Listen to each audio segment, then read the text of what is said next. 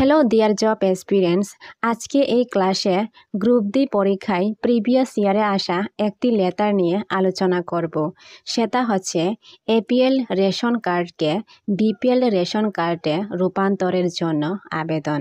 So প্রথমে আমরা লিখব মাননীয়, তারপরে ব্লক ডেভেলপমেন্ট অফিসার বিডিও অথবা সাব ডিভিশনাল অফিসার এসডিও অথবা district food and supplies officer. তারপরে লিখব আপনার ব্লকের নাম, সাব ডিভিশনের নাম, তারপরে জেলার নাম। আচ্ছা, SDO, BDO, district food and supplies officer এই তিনজন অফিসারকে একত্রে কেন বললাম?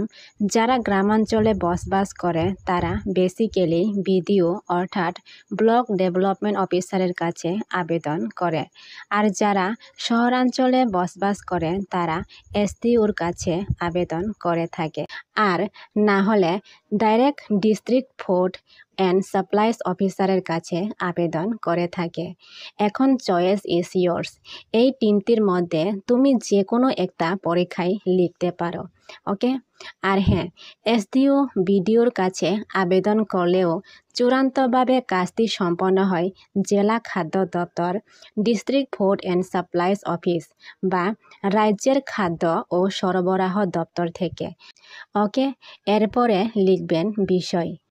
বিষয়টি হচ্ছে এপিএল রেশন কার্ডকে বিপিএল রেশন কার্ডে রূপান্তরের জন্য আবেদন। তারপরে লিখব মহাশয় অথবা মহাশয়া।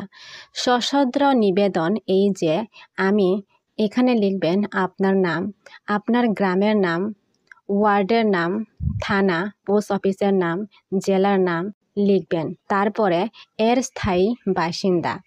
বর্তমানে আমার পরিবারের রেশন কার্ডটি এপিএল হিসেবে নথিভুক্ত রয়েছে, কিন্তু আমাদের পারিবারিক আর্থিক অবস্থা অত্যন্ত দুর্বল এবং আমরা দারিদ্র সীমার নিচে বসবাস করি। তারপরে দ্বিতীয় প্যারাতে লিখবেন আমাদের পরিবারের আয় খুবই সামান্য, ফলে জীবিকা নির্বাহ করা অত্যন্ত কষ্টসাধ্য। এ কারণে আমাদের পরিবারের রেশন কার্ডটি এপিএল থেকে বিপিএলে রূপান্তর করার জন্য আপনার কাছে বিনীত আবেদন জানাচ্ছি।